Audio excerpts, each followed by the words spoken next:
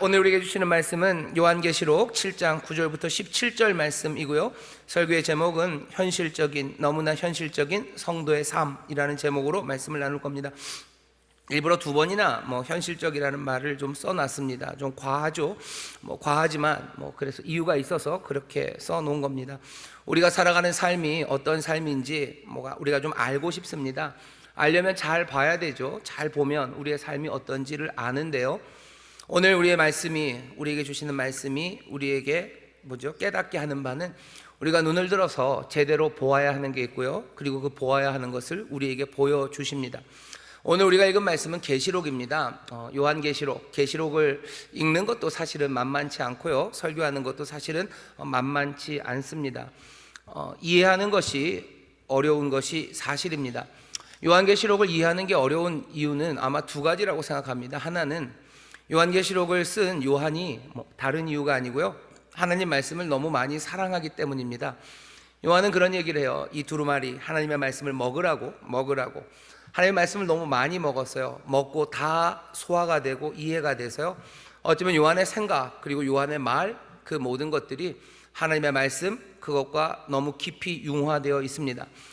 요한계시록이 절수를 세면요 404절입니다 404절이 되는데요, 그 중에 518번, 제가 세본 건 아닙니다. 518번이나 성경 구약이나 아니면 요한계시록 앞에 있는 성경 말씀들을 요한이 언급하고 있어요. 직접 인용한 건 아닙니다. 직접 인용했으면 앞에를 확인해 볼 텐데 그런 식으로 되어 있지 않아요. 그러니 그냥 확인이 어렵습니다. 앞에 있는 말씀들을 요한처럼 그렇게 많이 이해하고 있지 않으면 요한이 지금 전하는 말이 무엇인지 명확하게 이해하는 게 쉽지 않은 상황입니다. 그래서 성경을 깊이 알지 못하면 요한계시록을 이해하는 것이 만만한 일이 아닙니다. 하지만 그래서 오히려 소망이 되는 건요, 우리가 좀 더 하나님의 말씀을 더 많이 깊이 묵상하고 요한이 그랬던 것처럼 우리도 그 말씀을 먹고 우리가 그 말씀으로 체화되기 시작하면 요한계시록은 점점 더 분명하게 우리에게 이해가 됩니다. 아마 올해, 지금 말고요, 몇 년 후에 우리 성도님들이 하나님 말씀을 더 사랑하고 좀 더 많이 알게 되어서 요한계시록을 읽으면 아마 오늘 읽는 것보다는 훨씬 더 많이 이해하실 수 있을 겁니다. 하지만 그래도 지금은 조금은 한계가 있죠. 그래도 너무 염려하지는 마셔. 요한계시록 모르라고 쓴 건 아닙니다. 알라고 쓴 거죠. 알라고 우리에게 전해준 겁니다. 충분히 알 만큼 우리에게 전해진 말씀이고요. 또 오늘 그나마 설명할 수 있는 사람이 있으니 여러분들 잘 들으시면 요한계시록 이 말씀이 무슨 의미인지 이해가 되실 겁니다. 요한계시록이 또 조금 이해하기 어려운 이유 중에 하나는요, 이런 글을 딴 데서 본 적이 없습니다.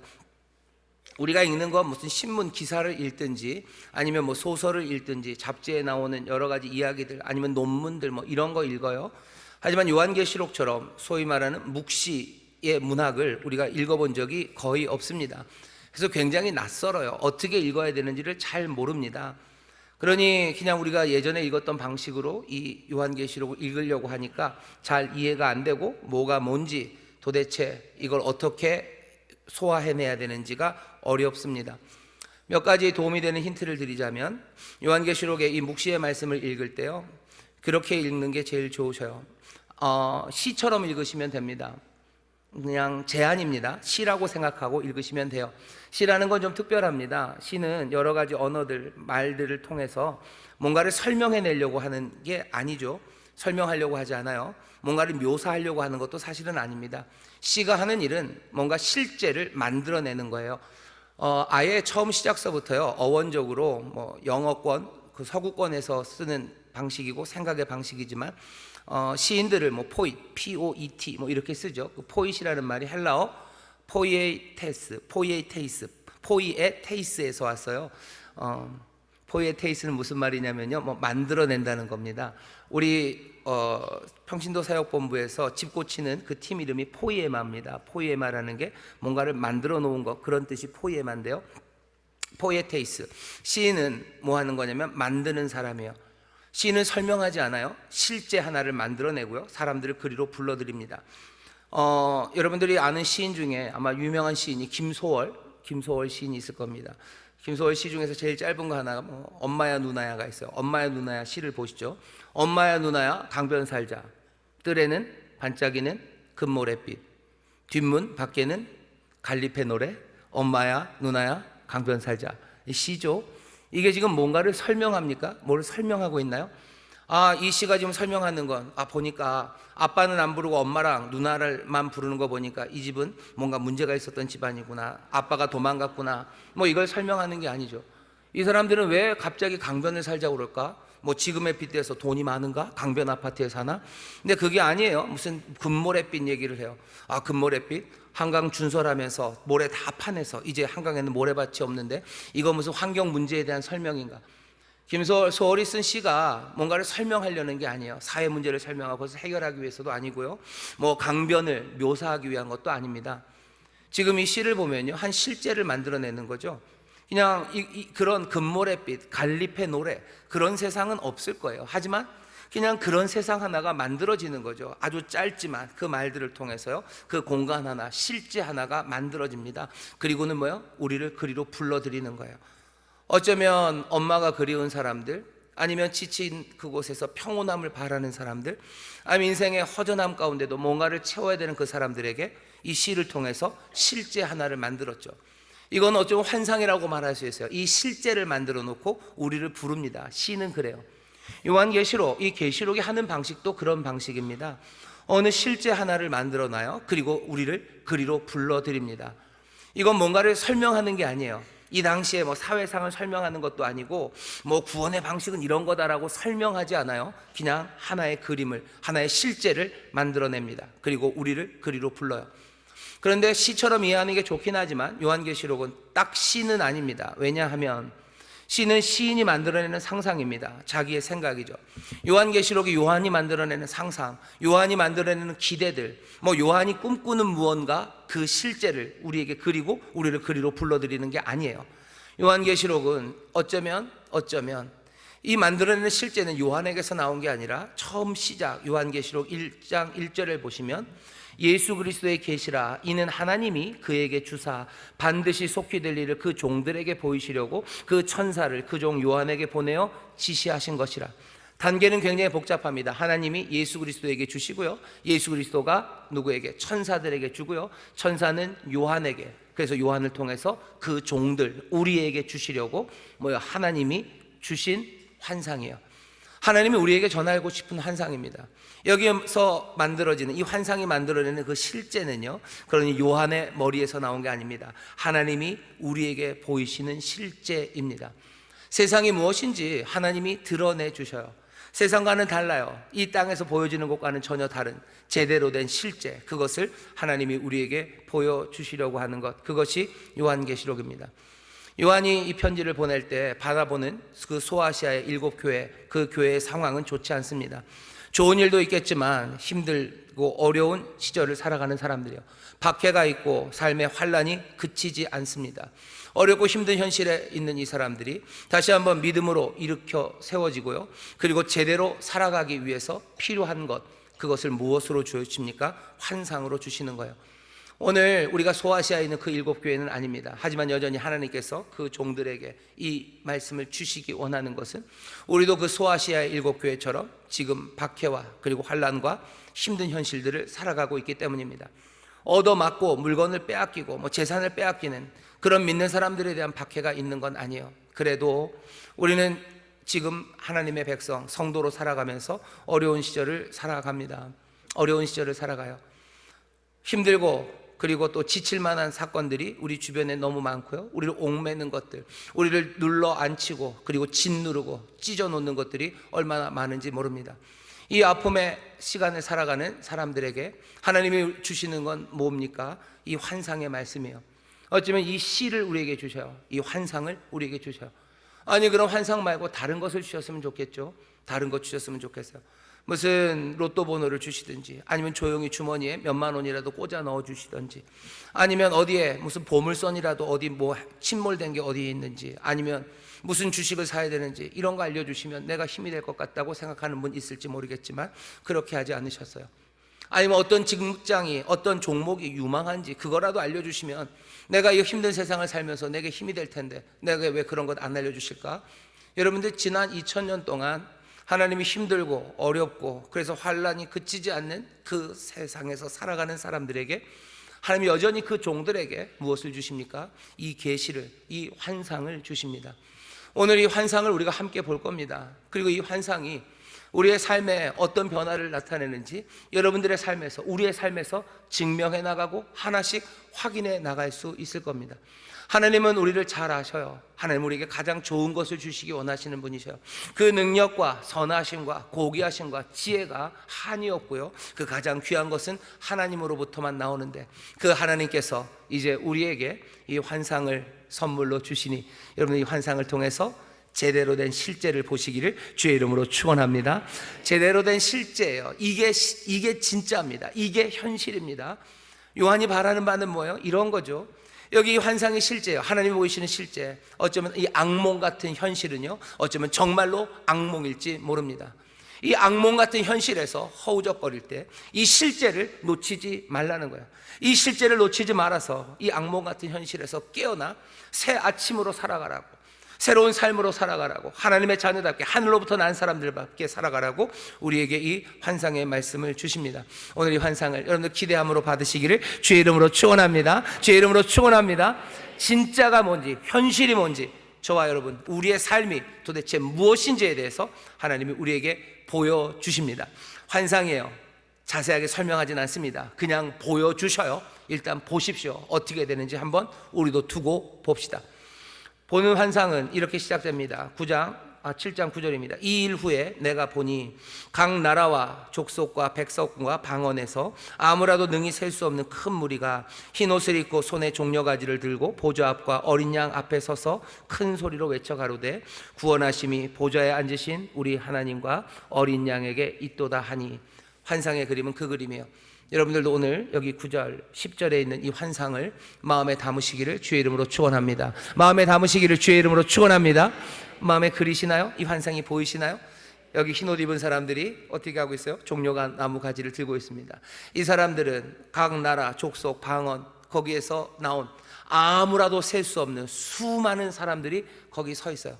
이 사람들은 앉아 있을 수 없습니다. 그 보좌 어린 양 앞에 서서요 큰 소리로 노래합니다. 구원하심이 우리 하나님, 보좌에 앉으신 우리 하나님과 어린 양께 있다고 큰 소리로 노래하며 서 있는 거예요. 그 환상을 보라는 거죠. 세상은 이 환상과 전혀 달라요. 이 환상과 전혀 다른, 어쩌면 말도 안 되는 인간들과, 그리고 거기에서 짓눌려 있는 성도들과, 거기서 지쳐가는 사람들, 어쩌면 그 혼란이 우리가 보는 현실입니다. 하지만 오늘 환상이 말해, 아니 그게 현실이 아니다. 여기 하나님 우리에게 드러내 주시는 실제, 정말로 궁극적인 실제는 여기 흰옷을 입은 각 나라와 족속 백성과 방언에서 모인 아무라도 셀 수 없는 수많은 사람들이 흰옷을 입고 종려나무 가지를 입고 그 어린 양 그 보좌 앞에서요 지금 크게 노래하고 있는 거예요. 찬송하며 서 있습니다. 그게 실제입니다. 내 삶을 다시 한번 보셔야 돼요. 내 삶을 다시 한번 보셔야 돼요. 우리가 성령의 충만함을 구합니다. 말세에 우리에게 물붓듯이 성령을 주신대요. 남종과 여종에게 부어주신대요. 어린아이들, 나이 많은 사람, 남녀노소 없이 그 많은 무리들에게 성령이 임하셔서 하시는 일은 환상을 보는 거예요. 오늘 성령님 우리를 도우셔서요 이 환상을 보게 하시는 거예요. 이 환상을 보고 예언하는 것, 그것이 성령이 하시는 일인데 오늘 이 환상을 보시기를 주의 이름으로 축원합니다. 여기 있는 이 환상의 내용이 도대체 뭡니까? 여기 보면 큰 무리가 있어요. 이 일 후에라는 말을 주목해 주세요. 무슨 일이 있었는데요? 7장 4절의 일입니다. 7장 4절에 보면 14만 4천이라는 음성이 들립니다. 인 맞은 사람, 도장 받은 사람 14만 4천이라는 이야기가 들려요. 14만 4천 하나님의 백성입니다. 왜? 도장 받은 확실한 14만 4천이라는 이야기를 듣죠. 오늘 제가 하는 이야기는 신천지 분들이 하시는 이야기는 아니에요. 그 양반들은 14만 4천 이야기를 합니다. 그리고 자기들이 14만 4천이고 나머지는 여기 봐라 입 맞은 사람, 정말로 하나님의 백성은 14만 4천이다 라는 이야기들을 하시는데 그 이야기는 조금 말이 안 됩니다. 7장 4절 14만 4천이라는 이야기가 있지만 그 뒤를 보면요 이 14만 4천은 어떻게 구성되냐면 이스라엘의 12지파예요 12지파 곱하기 완전수 12 곱하기 또 완전함을 뜻하는 1000, 그래서 12 곱하기 12 곱하기 1000입니다 12 곱하기 12 곱하기 1000은 얼마죠? 그걸 어떻게 계산하라고 답을 얘기를 해줬죠. 14만 4천입니다. 14만 4천이에요. 하나님이 그렇게 얘기하신 건 무슨 뜻이죠? 완전하다, 완전하다, 완전하다죠. 하나님이 이스라엘을 구원하신다고 하셨어요. 이스라엘에 완전하게, 하나님이 충만하게 구속하신 숫자 14만 4천입니다. 하나님이 구원하신 자, 하나님의 뜻이 온전하게 이루어졌다는 뜻이지 그 숫자가 14만 4천이라는 건 아닙니다. 왜냐하면 그 뒤에 보시면 여기 있는 큰 무리가 있어요. 이 사람들은 다 이스라엘 사람들입니까? 그 지파들이에요? 아니에요. 이 사람들은 각 나라와 족속, 백성과 방언에서 모여든 아무라도 그 수를 셀 수 없는, 그러니 앞에 있는 그 14만 4천이 가졌던 그 형식을 다 깨는 거죠. 이스라엘의 지파도 아니고 14만 4천이라는 수도 아닙니다. 그것이 의미하는 바는 뭐예요? 하나님의 뜻이 온전히 이루어졌다는 거예요. 하나님께서 온전히 하나님의 백성이라고 인정한 사람들, 그 사람들이 섰죠. 아무라도 셀 수 없는 수많은 사람들, 각 족속, 지파, 방언, 그 나라들에서 사람들은 모입니다. 우리들의 삶, 내가 어디에 서 있는지 보시면 돼요. 나는 지금 그 가운데 서 있습니다. 여러분들, 그 14만 4천이라고 말했던 그 말이 들리고 모여든 수많은 무리들, 아무도 셀 수 없는 그 숫자들 중에 여러분들의 얼굴이 보이십니까? 아하, 보이셔야 합니다. 보이셔야 돼요. 내가 거기 서 있어요. 내 삶은 지금 거기에 있는 겁니다. 나는 그 사람들과 함께 지금 보좌 앞에서 나는 지금 크게 노래 부르고 있어요. 종려나무 가지를 들고 나는 크게 노래합니다. 사람들은 그러죠. 내 현실은 어떻습니까? 네가 진짜로 하나님의 백성이냐 하는 소리를 들어요. 네가 하나님의 진짜 백성이라면 하며 들리는 이야기들이 있죠. 그러면 네 삶이 그렇게 구질구질하겠냐? 네가 하나님의 백성이라면 네 삶에 그렇게 여러 가지 풍파와 어려움이 있겠냐? 많은 소리가 들릴 겁니다. 하지만 그건 뭐예요? 현실의 악몽이에요. 악몽의 현실이에요. 내가 그것들 보면서 내 믿음이 흔들려지는 거, 그건 어리석습니다. 우리는 환상을 봐야 돼요. 실제를 봐야죠. 실제는 뭐라고? 하나님이 우리에게 보여주시는 건 뭡니까? 14만 4천이라는 그 소리, 그 분명한 말씀을 듣게 하시고 우리에게 정말로 흰 옷을 입고 종려나무 가지를 들고 보좌 앞에 서서 크게 찬송하는 큰 무리를 보게 하셔요. 우리는 그런 사람들이에요. 세상은 그러죠. 예수 믿는 사람들이 뭐 별거냐? 너희들이 뭐 그냥 세상과 구별되는 것도 없고 그냥 그렇게 살아가는 거지. 그건 세상 사람들 말이에요. 그건 세상이 보는 꿈일 뿐입니다. 우리에게 보여주신 하나님의 그림은 달라요. 하나님의 뜻이 온전히 이루어진 그 하나님의 백성이 그 거룩한 보좌 앞에 서서 지금 크게 노래합니다. 우리가 정말로 온전한 하나님의 백성임을 분명히 보시기를 주의 이름으로 축원합니다. 주의 이름으로 축원합니다. 하는 노래는 구원의 노래입니다. 구원하심이 보좌에 앉으신 하나님과 어린 양에게 있어요. 우리가 부르는 노래, 그 노래가 말하는 바는 어린 양과 그 우리 하나님이 승리하셨어요. 우리를 구원하셨죠. 우리를 구출하셨죠. 우리를 구출하시기 위해서 승리하셨습니다. 그러니 종려가 나무 가지를 흔들고 있는 거예요. 승리의 상징입니다. 승리하신 하나님, 승리하신 주님, 그분의 승리로 우리에게 이루어진 구원, 그것들을 기뻐하며 서 있습니다. 구원받은 자임을 여러분들 기쁨으로 노래하시는 하나님의 자녀들, 하나님의 나라 백성들 되시기를 주의 이름으로 축원합니다. 그게 내 삶이에요. 주님이 승리하셨습니다. 죽으시고 부활하신 어린 양, 그 어린 양 승리하신 분이에요. 사망의 권세를 깨뜨리셨어요. 모든 악의 결박을 몽땅 다 끌어내셨어요. 그 능력으로 승리하시고 우리를 자유케 하시니 우리는 크게 노래하며 주님 앞에 서 있습니다. 환상은 거기서 조금 더 이어집니다. 이제 천사들이에요. 천사들이 어디에 있어요? 보좌 주변에, 장로들 주변에, 내 생멸 주변에 있었던 모든 천사가 하나님 앞에, 그 보좌 앞에 엎드립니다. 좀 묘하죠? 흰옷 입은 사람들은 서서 노래하는데 이 천사들은 엎드려요. 엎드려서 노래하는 노래는 아멘, 찬송과 영광과 지혜와 감사와 존귀와 능력과 힘이 우리 하나님께 세세토록 있을지로다. 아멘. 이 노래를 부릅니다. 이 찬양은 어떤 찬양이에요? 선하고 그리고 고귀하고 그리고 지혜롭고 능력 있는 모든 것들은 오직 누구? 하나님께로부터만 나옵니다. 노래가 같습니까? 조금 다릅니다. 앞에 노래는 정말로 우리를 구원하신 승리를 노래합니다. 하지만 우리를 구원하신, 그렇게 승리하신 하나님을 보면 거기에는 선함이 가득해요. 하나님의 선하심이에요. 하나님의 고귀하심이에요. 지혜와 능력이에요. 그 모든 것들이 그 구원에 있죠. 그러니 천사들은 우리의 노래를 한 단계, 다음 단계로 옮겨가게 하는 거예요. 우리는 노래하기 시작하죠. 아멘, 아멘을 노래합니다. 오직 하나님께로부터 모든 것이 나옵니다. 오직 한 분 하나님입니다. 하나님만을 찬송하며 우리는 그곳에 천사들과 함께 보좌 앞에 서 있습니다. 우리를 영광의 찬송이 되게 하시려고, 하나님을 찬미하게 하시려고 하나님은 창세전에 우리를 택하셔서 예수 그리스도로 말미암아 우리에게 새 삶을 얻게 하셨어요. 하나님의 그 온전하신 뜻이 누구에게? 우리에게 이루어져서요, 정말로 하나님의 뜻대로, 하나님의 완벽하신 뜻대로 우리는 그 앞에서 찬송하며 하나님을 높이며 섭니다. 내 삶은 하나님의 뜻 안에 있습니까? 우리의 삶은 하나님의 뜻하신 바 바로 그 자리에 서 있습니까? 예, 그렇습니다. 그게 우리에게 보이시는 실제예요. 현실적인 우리의 삶은 하나님의 뜻이 온전히 이루어진 삶입니다. 여기 이곳에서 살아갈 때는 말도 안 되는 것 같고 예수 믿는다 그러면서 여전히 넘어지고 뭐가 지질이 궁상이고 지지고 볶고 살고 하고 있으니 하나님의 뜻이 이루어지지 않았다고요? 아니, 악몽이 말하는 그 얘기에 여러분들 귀 기울이지 마셔. 하나님이 우리에게 보여주시는 겁니다. 하나님의 뜻이 우리 가운데 온전히 이루어지고 있음을 여러분들 믿으시기를 주의 이름으로 축원합니다. 옆에 있는 분들에게 얘기하세요. 하나님의 선하신 뜻이 우리에게 이루어졌습니다. 하나님의 선하신 뜻이 우리에게 이루어졌습니다. 아멘, 아멘, 아멘. 하나님의 뜻이 우리에게 이루어졌어요. 그거 보라고 하시는 거예요. 그거 보셔요. 그거 보셔요. 세상 보면서, 현실을 보면서 이건 악몽일 뿐이에요. 어서 깨어나야 돼요. 여기 내가 하나님의 백성, 하나님의 뜻이 온전히 이루어지지 않았다고 하면서 내가 절망하고 어쩌면 하나님을 향해서 의심하고 이게 뭔가 싶어서 주저앉는 거, 그 악몽의 시간 어떻게 하셔야 돼요? 이 실제를 붙잡고 깨어나셔야 돼요.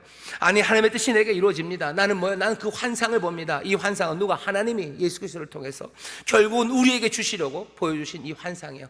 이 환상을 놓친다는 건 어리석습니다. 그러면 악몽에서 깨어날 수가 없어요. 악몽 같은 현실에서, 이 현실의 악몽에서 깨어날 수 없습니다. 다시 한번 이 환상 든든히 붙잡으셔요. 자, 근데 이 환상만 가지고는 조금 부족해요. 이 환상만 가지고도 뭔가 감동이 되지만 조금 더 설명이 필요할 것 같습니다.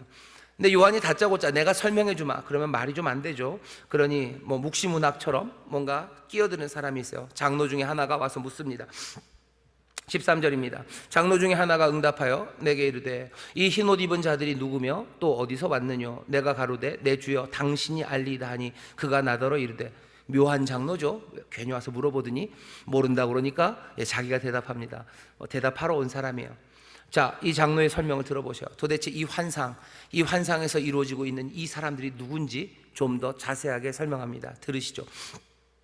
그가 나더러 이르되 이는 큰 환난에서 나오는 자들인데 어린 양의 피에 그 옷을 씻어 희게 하였느니라. 이 사람들은 어디서 왔습니까? 환난에서 왔습니다. 흰옷 입은 사람들, 이 사람들은 뭡니까? 왜 흰옷을 입고 있습니까? 대답이죠.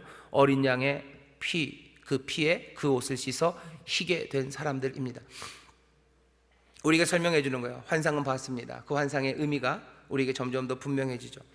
환난, 그 환난에서 나온 사람들입니다. 우리에 관한 이야기예요. 우리는 누굽니까? 환난에서 나온 사람들입니다. 환난에서 나왔다고요? 그게 무슨 뜻이죠? 여러분들 먼저는 이렇게 생각하시다. 환난에서 나왔다는 건 그 전에 환난에 있었죠. 그리고 지금은 환난에서 나왔습니다. 하나님 믿는 사람들은 환난과는 상관없이 살아가는 것 같은데 그렇지 않아요. 환난에서 나옵니다. 큰 환난에서 나온 사람들이에요. 여기 있는 이 큰 환난이 예수님 재림 전에 있을 그 대환난 얘기 아닙니까? 그렇게 이해하실 필요는 없어요. 여기 있는 이 큰 환난은 어쩌면 예수님 오실 때까지 교회가 지내는 이 모든 시간 가운데 겪어야 되는 환난의 시간들이에요. 어려움의 시간들이에요. 물론 예수님이 오시기 바로 전에는 그 환난은 훨씬 더 극심해질 겁니다. 하지만 이때만 환난을 겪습니까? 예수 믿는 사람들 늘 환난과 어려움 가운데 살아갑니다. 환난과 어려움이 내게 있으니 뭔가 잘못된 건가 보다. 아니, 그렇게 생각하지 마셔. 하나님의 보좌 앞에 서 있는 이 사람들은 환난에서 나온 사람들입니다.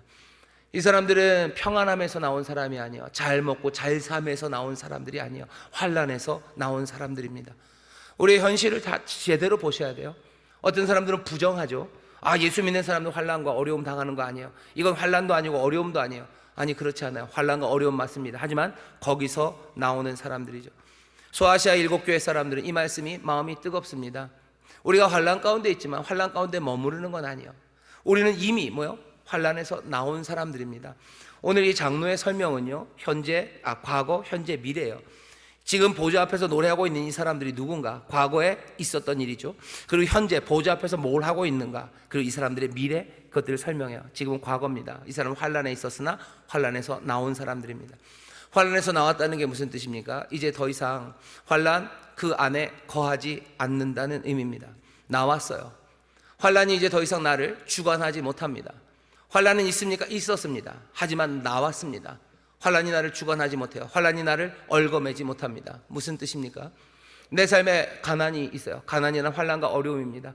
거기에서 내가 한계도 당하지 않습니까? 예수 믿는 사람들은 아니요. 우리가 환란, 그 가난의 어려움을 당해요. 하지만 우리는 거기서 나옵니다. 가난이 나를 이제 더 이상 묶지 못해요. 가난이 사람을 묶으면 어떻게 되는지 아시죠? 가난이 사람을 묶으면요, 그냥 티가 나요. 늘 코 빠지고 있고요, 늘 불안하고 늘 염려로 살아갑니다. 인색함으로 살아가고 어쩔 줄 몰라 하는 거예요. 숨길래야 숨길 수가 없어요. 가난이 숨겨집니까? 가난은 숨겨지지 않아요. 숨겨지지 않는 게 두 개래죠. 가난이고 또 하나는 뭐죠? 사랑이 숨겨지지 않는데요. 가난이 숨겨지지 않아요. 가난이란 환란 가운데서. 그런데 뭐라 나옵니다. 더 이상 가난의 굴레가, 가난이 우리의 삶을 묶어 있는 곳에서 우리가 묶여 있지 않아요. 가난하지만 이 사람은 좀스럽게 살지 않습니다. 가난하지만 염려하지 않습니다. 가난하지만 불안하지 않습니다. 환란, 그것 바깥에 나온 사람이에요. 바깥에 나와 있을 뿐만 아니라 바깥에 나와 있으니 더 이상 이 환란이 내 삶을 주관하지 못합니다. 아파요. 하지만 그 아픔이, 질병이 내 삶을 주관하지 못합니다. 내 몸이 아프면 여러분 어떻게 되셔요? 아프면 연약해지죠. 의지도 꺾이죠. 아프면 모든 것이 귀찮아지죠. 아프면 슬프죠. 아프면 절망에 빠지죠. 내게 환란이 없는 건 아니에요. 하지만 난 환란에서 나온 사람들입니다. 누가 하나님의 보좌 앞에 서서 이 승리의 노래를 부릅니까? 환란에서 나온 사람들이에요.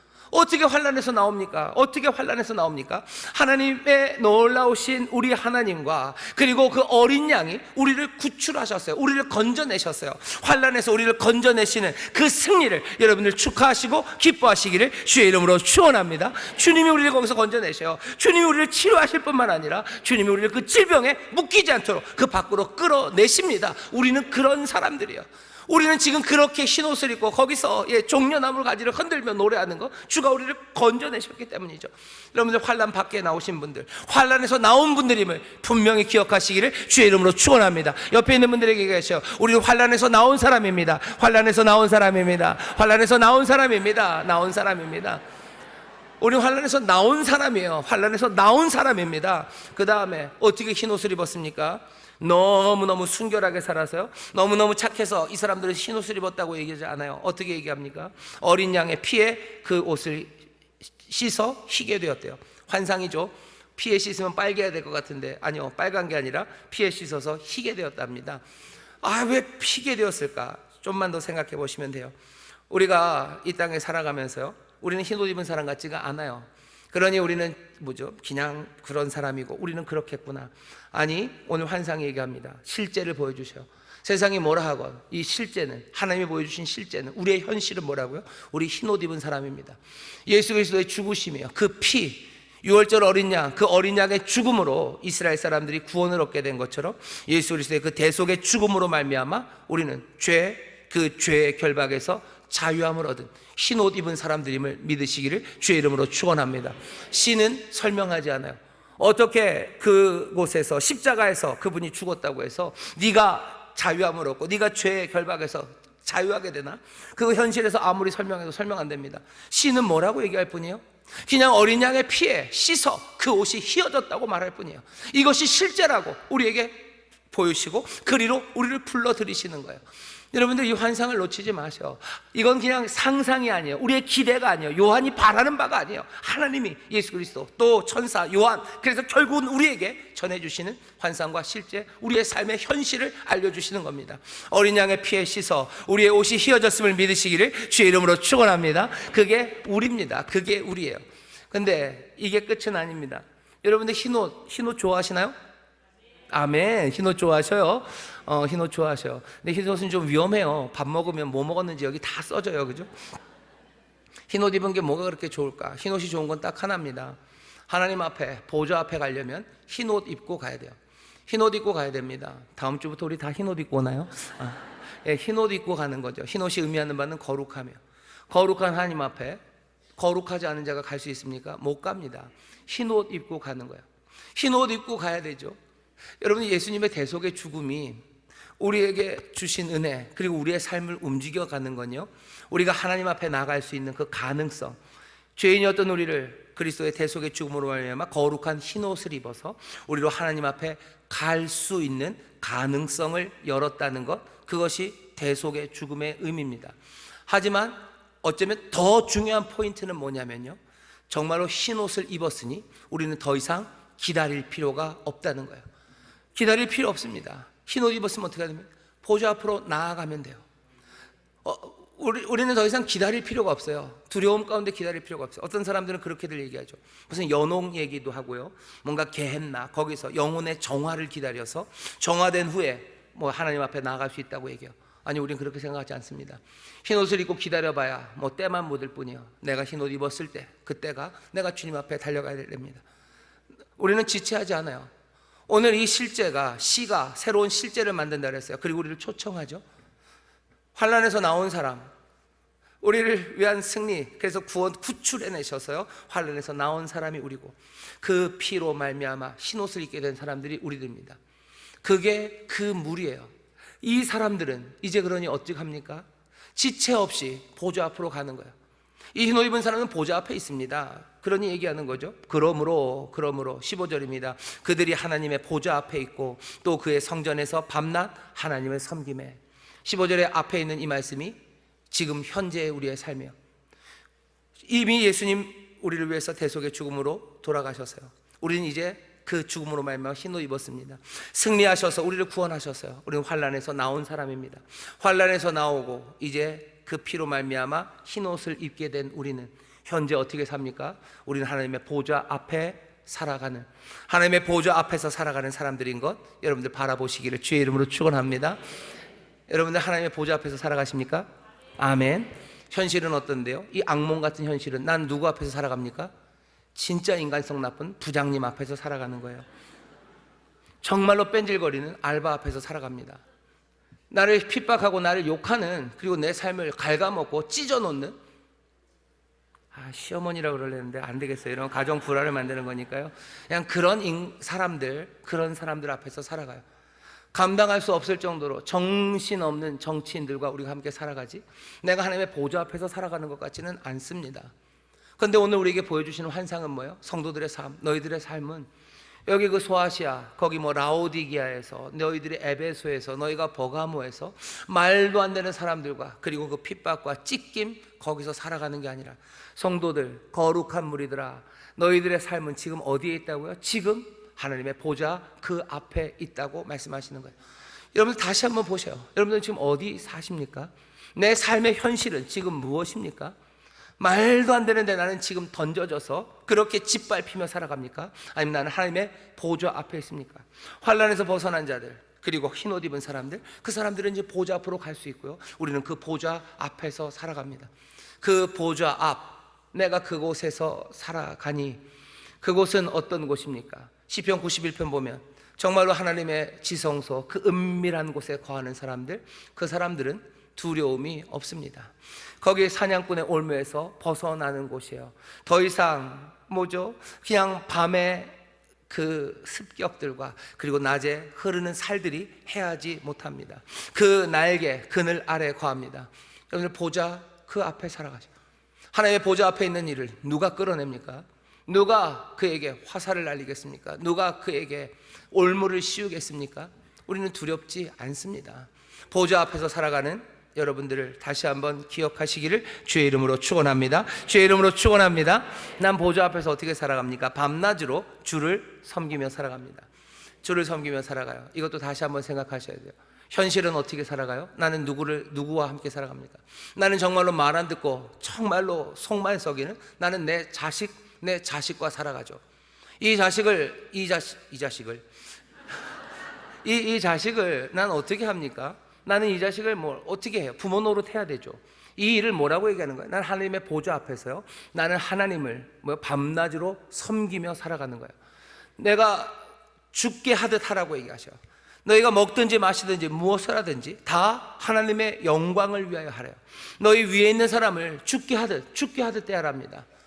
여러분들, 내 삶은 어려운 사람을 어쩌면 복수하는 삶입니까? 아니요. 내가 죽게 하듯 하는 거예요. 내가 보좌 앞에서 그 하나님을 밤낮 섬김으로 내가 살아갑니다. 그러면 얘기가 달라져요. 내가 살아가는 이 사람, 내가 만나야 되는 그 사람, 내 삶이 진행돼야 되는 그 사람은 정말로 용서할 수 없는 그 인간이에요. 내가 용서할 수 없는 그 사람을 어떻게 합니까? 내가 주 앞에서 정말로 밤낮으로 주를 섬기듯 그 사람을 하는 거예요. 내 삶을 다시 한번 보라고 얘기하시는 거예요. 네 삶을 다시 한번 봐라. 네 실제가 뭔지 다시 한번 봐라. 너는 지금 나쁜 사람들과 거기서 살아가고 있는 거하고, 네 삶을 무너뜨리는 사람과 거기 살아가고, 실망시키는 사람들, 그 사람들과 살아가는 것 같지만, 아니, 성도들의 삶의 현실은, 정말로 너무나 현실적인 그 현실은, 네가 지금 보좌 앞에 있고 너는 지금 밤낮으로 하나님을 섬긴다고 말하는 거예요. 이 땅에서 우리가 하늘로부터 난 사람들답게 다른 생명으로 살아가고, 정말로 예수 그리스도의 삶을 살아가고 하나님의 자녀답게 살아간다는 게 뭔지, 이 실제를 놓치면 이 땅, 이 악몽 같은 현실에서요, 우리도 악몽 같은 삶을 살아갈 겁니다. 그냥 그렇게 살아가겠죠. 나쁜 놈 나도 욕하고, 날 힘들게 했던 사람들 나도 그냥 찢어놓기 시작하면 그렇게 살아갈 거예요. 하지만 이 현실이, 나의 현실, 나의 현재가 지금 보좌 앞에, 하나님의 그 보좌 앞에, 거기서 내가 밤낮으로 주를 섬기는 그 삶을 내가 살아가고 있다면, 나는 두려움 없이 정말로 하나님이 내게 바라시는 바, 주가 나를 인도하시는 그 삶, 그 순종의 길을 이 땅에서 살아갈 수 있습니다. 두렵지 않아요. 이 일 때문에 내가 지칠 텐데, 이러면 내가 당할 텐데, 이러면 내가 상할 텐데, 그럴 리가요. 여기 보좌 앞에 거하는 사람들 두려움이 없습니다. 지존자의 그늘 아래 있는 자들이에요. 주의 날개 아래 거하는 자들이에요. 무엇이 이 사람들을 해야 합니까? 내가 주를 섬기는 삶을 그 앞에서 살아갈 때 현실의 무엇도 우리를 상하게 하지 못합니다. 두려움 없이 정말로 죽게 하듯 그렇게 살아가는 삶이 우리의 현실인 것을 놓치지 마시기를 주의 이름으로 축원합니다. 여러분들 보좌 앞에서 살아가는 분들임을 믿으시기를 바랍니다. 주를 밤낮으로 섬기는 분들임을 믿으시기를 주의 이름으로 축원합니다. 죽게 하듯 하는 거예요. 주 앞에서 하듯 하는 거죠. 그게 우리의 현실입니다. 장로님이 지금 그렇게 설명해 주셔요. 마지막 미래는 어떻게 됩니까? 미래는 세 가지예요. 세 가지는 이렇게 됩니다. 첫 번째는 보좌에 앉으시니가 그들 위에 장막을 치신대요. 첫 번째. 두 번째는 저희가 다시 줄이지도 아니하며 목마르지도 아니하고 해나 아무 뜨거운 기운에 상하지 아니할지니 이는 보좌 가운데 계신 어린 양이 저희의 목자가 되사 생명수 샘으로 인도하십니다. 그게 두 번째예요. 우리의 미래는 또 뭡니까? 세 번째, 하나님께서 저희 눈에서 모든 눈물을 씻어 주실 것임이러라. 우리의 미래는 이 미래입니다. 이 미래는 아주 재밌어요. 뭐냐면 앞뒤에는 1번 3번은요 보좌에 앉으신 우리 하나님이 하시는 일이에요. 중간에 2번은 보좌에 앉으신 어린 양이 하십니다. 먼저 어린 양부터 할까요? 어린 양은 어느샌가 목자가 되셨어요. 환상이니까 그렇습니다. 피에 빨아도 희게 되고요, 어린 양은 어느새 목자가 되셨죠. 요한복음 10장에 있는 그 선한 목자처럼, 시편 23편에 있었던 그 주님, 그 목자처럼 이분은 우리를 인도하십니다. 우리를 보호하실 거예요. 부족함이 없게 하실 거예요. 무엇이 우리를 해야 합니까? 그분이 우리를 인도하시는데 목마르겠습니까? 배고프겠습니까? 목마름 없고 배고픔 없어요. 낮에 해 뜨거운 것 우리를 해하지 못합니다. 왜? 이 어린 양은 선한 목자가 되어 우리를 생명수 샘으로 인도하셔. 그게 우리의 미래입니다. 우리의 현실이요. 우리의 삶은 이제 어떻게 될지 모릅니까? 아닙니다. 선한 목자가 생명수 샘으로 인도하는 것, 그것이 우리의 현실입니다. 두려워 마셔. 주님 따라가는데 두려워 마셔. 그분은 선한 목자십니다. 그분이 내가 당장은 어디로 인도하시는지 모른다고? 아니, 우리의 현실이죠. 우리의 실제죠. 그분은 우리를 생명수 샘으로 인도하십니다.